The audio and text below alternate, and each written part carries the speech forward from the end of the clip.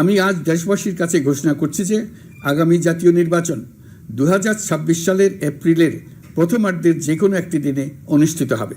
এই ঘোষণার ভিত্তিতে নির্বাচন কমিশন উপযুক্ত সময়ে আপনাদের কাছে নির্বাচনের বিস্তারিত রোডম্যাপ প্রদান করবে।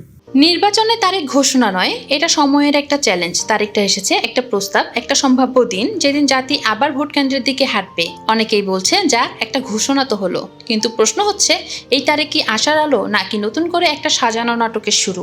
এই দেশের মানুষ এতদিনে নির্বাচন শব্দ শুনলেই বুক কাঁপে, কারণ জানে ভোট মানে শুধু ব্যালট পেপার নয়, ভোট মানে রাতের অন্ধকারে কান্না, আগুন, লাশ। ভোট মানে কখনো প্রতিবাদ, কখনো নিঃশ্বাস আটকে থাকা একটা জাতির কণ্ঠরোধ। তাই যখন কেউ বলে তারিখ প্রস্তাবিত হয়েছে, তখন গড়পড়তা মানুষ চুপ করে থাকে, ভাবে এবারও কি সব আগের মতোই হবে? এবার প্রশ্নটা সোজা, এই নির্বাচনের প্রস্তাবিত দিনটা কি বদলের দিন হবে নাকি আবারও পুরনো খেলা? এখন অন্তর্বর্তী সরকারের সামনে সময়ের কঠিনতম চ্যালেঞ্জ। এটা তাদের জন্য শুধু দায়িত্ব নয়, এটা একটা পরীক্ষা। তারা কি পারবে এমন একটা নির্বাচনী পরিবেশ গড়তে যেখানে মানুষ ভয় ছাড়া ভোট দিতে পারে? তারা কি পারবে এমন এক বিচার প্রক্রিয়া শুরু করতে যেখানে জুলাই আগস্টের রক্তের জবাব থাকবে? তারা কি দেখাতে পারবে যে এই নির্বাচন কেবল আরেকটা ইভেন্ট নয়, এটা নতুন বাংলাদেশের ভিত্তি?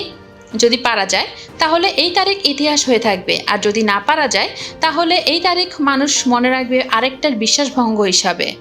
একটা সময় আসছে যখন রাজনীতি আর ষড়যন্ত্র নয়, জনগণ চাইবে চোখে দেখা পরিবর্তন, এবং সেই পরিবর্তনের জন্য সময় খুব বেশি নেই। এখনও সময় আছে সব পক্ষকে এক টেবিলে আনার, সবার অংশগ্রহণ নিশ্চিত করার এবং সত্যিকারের একটা নির্বাচন গড়ে তোলার। এই তারিখ কেবল একটি দিন নয়, এটা একটা প্রতীক। এটা হতে পারে দেশের ঘুরে দাঁড়ানোর দিন, আবার হতে পারে আরেকটি কলঙ্কের শুরু। এখন সবকিছু নির্ভর করছে অন্তর্বর্তী সরকার কি করে। তারা কি ইতিহাস গড়বে নাকি ইতিহাসের বোঝা বাড়াবে? জনগণ অপেক্ষায়, চোখ রেখেছে রাষ্ট্রের দিকে। এবার যেন ভুল না হয়, এবার যেন ভোট মানে ভয় না হয়, এবার যেন তারিখ মানে হয় আশার নতুন শুরু।